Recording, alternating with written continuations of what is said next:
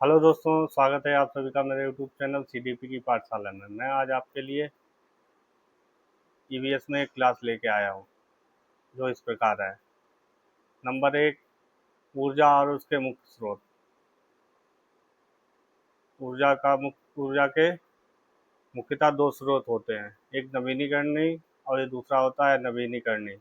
नवीनीकरणीय उसे कहते हैं ऐसे ऊर्जा के स्रोत जो प्रकृति में निरंतर उपलब्ध और कभी समाप्त नहीं होते। ये पर्यावरण के अनुकूल ये पर्यावरण के अनुकूल होते और प्रदूषण मुक्त ऊर्जा के होते हैं। जैसे नंबर एक है सौर ऊर्जा। सूर्य के प्रकाश में ऊर्जा का निर्माण, इसे ही सौर ऊर्जा कहते हैं। दूसरा है पवन ऊर्जा या जल ऊर्जा। जैसे बहती हवा और पानी का उपयोग के द्वारा जो ऊर्जा प्राप्त की जाती है उसे ही पवन ऊर्जा और जल ऊर्जा कहते हैं। और दूसरा होता है नवीनीकरणीय स्रोत। ऐसे स्रोत जिनका भंडार सीमित है और जिन्हें बनाने में लाखों वर्ष लगते हैं, अत्यधिक अत्यधिक समय लगता है, वो अनवीनीकरणीय होते हैं। अत्यधिक दोहन के कारण या समाप्त होने का खतरा इन पर ज़्यादा रहता है। जैसे जीवाश्म ईंधन। जीवाश्म ईंधन में कौन कौन से शामिल होते हैं? जैसे एक कोयला हो गया, दूसरा पेट्रोलियम हो गया, तीसरी प्राकृतिक गैस, नेचुरल गैस। और उत्सर्जक है, जैसे इसमें लिखा है इनके जलने से कार्बन डाइऑक्साइड उत्पन्न होती है। ये दो प्रकार के जो जो ऊर्जा के स्रोत हो रहे हैं वो दो प्रकार के हैं।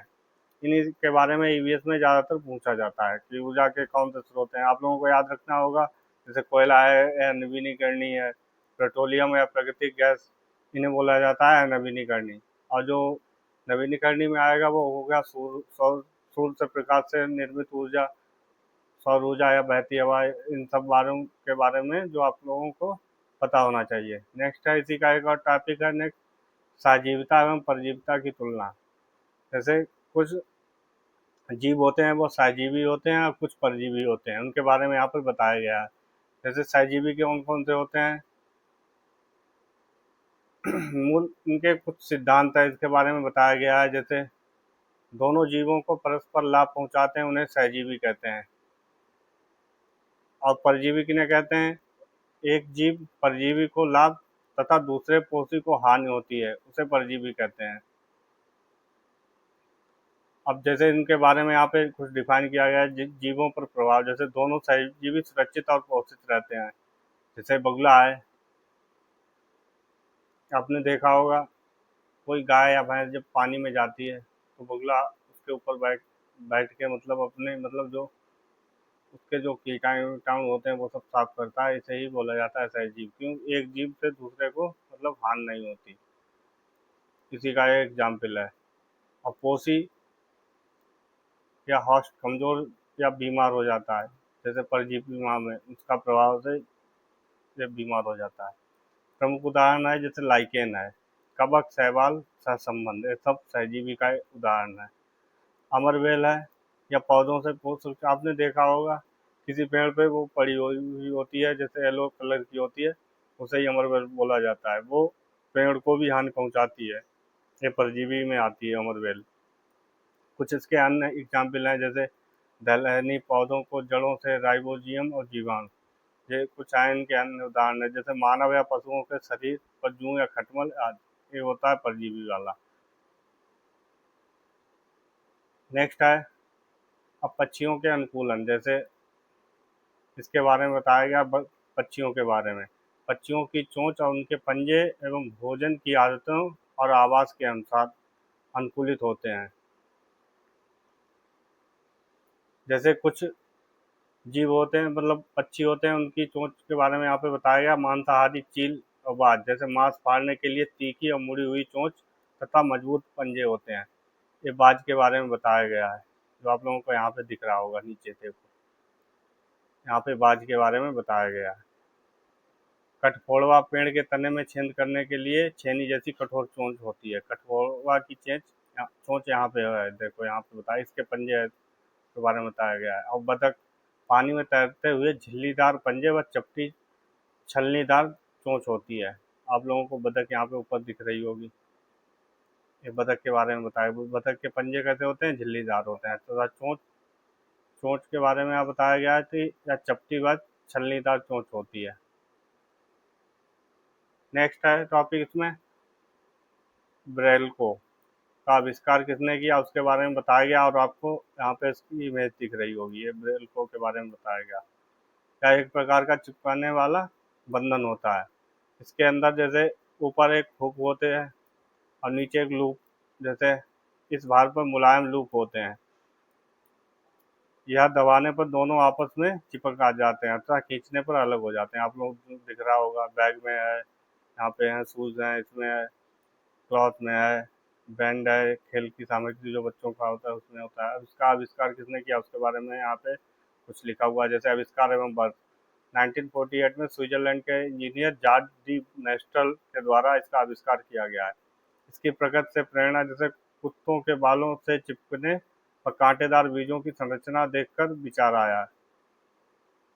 मतलब उन्होंने इसका आविष्कार उन्होंने कुत्तों के बालों पर चिपके कांटेदार बीजों की संरचना देखकर उनके मन में यह विचार आया कि हम इसका निर्माण करें। तब उन्होंने इसका निर्माण किया। इसकी कार्यप्रणाली, इसमें दो पट्टियां होती हैं, एक में बारीक हुक तथा दूसरे में लूप लगा होता है, जो आपके सामने है, यहाँ पे इंडिकेट हो रहा है। दैनिक उपयोग है, जूतों, वस्त्र, बैग, चिकित्सा उपकरणों में इसका उपयोग होता है। आप लोगों से ज़्यादातर इसके आविष्कार जॉर्ज डी मेस्ट्रल के बारे में पूछा जाएगा कि आविष्कार इसका किसने किया। तो आप लोगों को यहाँ पे जो वैज्ञानिक है इनका नाम आप लोगों को याद रखना होगा, जो यहाँ पे हाईलाइटर मैंने किया है, ठीक है। नेक्स्ट है टॉपिक हीमोग्लोबिन के बारे में बताया गया है। हीमोग्लोबिन जैसे Fe प्लस लौह युक्त प्रोटीन वर्णन है। जैसे हीमोग्लोबिन ऑक्सीजन का वाहक होता है हीमोग्लोबिन। जैसे हीमोग्लोबिन के बारे में यहाँ पे बताया गया, हीमोग्लोबिन लाल रक्त कोशिकाओं आरबीसी में पाए जाने वाला एक जटिल प्रोटीन है, जो फेफड़ों में ऑक्सीजन को लेकर शरीर के प्रत्येक ऊतक तक पहुंचाता है। तब यहाँ पे एक चालक का कार्य करता है। ऑक्सीजन को फेफड़ों तक पहुंचाने में हीमोग्लोबिन का बहुत बड़ा उपयोग है। अब यहाँ पे लिखा हुआ है, जैसे एनीमिया, हीमोग्लोबिन की कमी से थकान जैसे शरीर में मतलब महसूस होगी, कमजोरी होगी तथा रक्तहीनता रोग हो जाएगा। और यहाँ पे इसका बारे में यहाँ पे दिया गया है, haemoglobin plus 4O2 plus into ऑक्सीजोमाइसिन।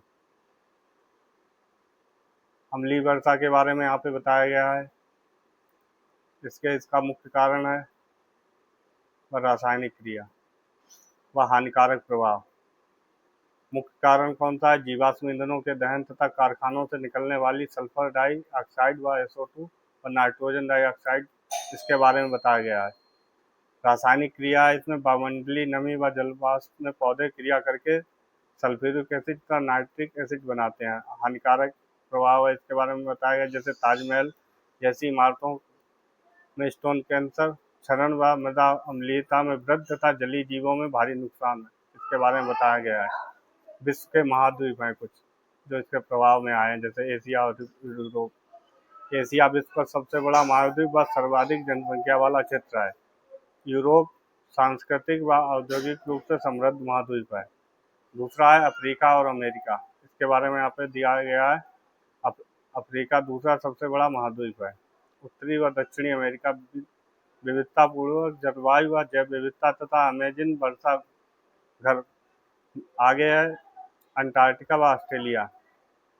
कुछ महाद्वीपों के बारे में यहाँ पे बताया गया है, उन्हीं के बारे में यहाँ पे है, जैसे एशिया, यूरोप है, अफ्रीका, अमेरिका व अंटार्कटिका, ऑस्ट्रेलिया।